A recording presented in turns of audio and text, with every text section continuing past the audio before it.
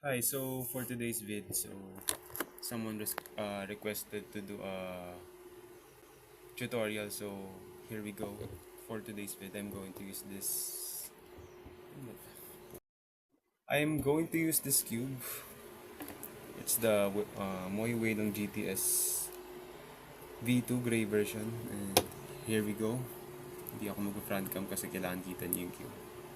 Gusto. So for the tutorial, teka lang.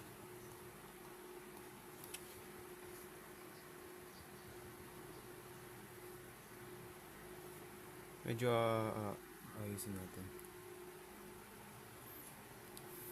Ito yung scramble na gagamitin ko. Hindi ako makaano. Patayo muna ako. Ang hirap mag ano. If you really want to get better in cubing. So, ito.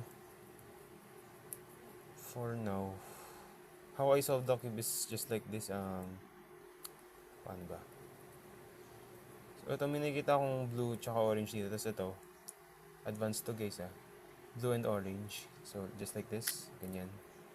As you can see, may nabuo na ditong orange tsaka isa pang orange. Mangyayari, itong green tsaka yellow, mapupunta dito sa dalawang to. So, mabubuo na rin siya. So, while doing that, we are solving an F to L na nakalagay dito. Ayan. Ito naman yan. Ayan. Diba? Which is good. Tapos ganyan. Ano.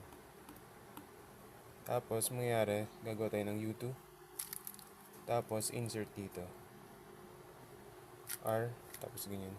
U prime. Then, R prime. Tapos, what would I like to do with this situation? Ito, U kasi mayroong red do tsaka ito. Red do din. Gagawa tayong F12 pero ganyan. Tapos ganyan. Tapos ganyan. Ayan. Tapos ito, insert dito sledgehammer. Red and yellow. Papunta dito sa gitna. Ayan. Tapos ito. Ganyan. Tapos ito naman. Yan, as usual. Ganyan ko siya binubuo. Tapos pag ito, nagkamali pa ito. At how we ito naman. Ibang part na to. So, if you ever saw this case, itong green and blue, at ito, gusto nyong pagsabayin tong dalawa. Yan. Tapos ganyan. Tapos mapupunta na rin tong orange tsaka green. What we would like to do is just like this. L prime, U prime, tapos ano ba tawag dito?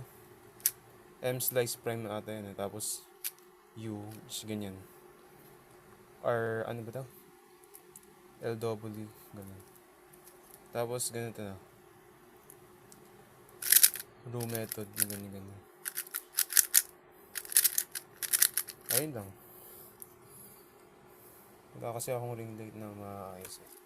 Ito nabili ko sa mall kaso sira pala siya. Yun lang. Bye.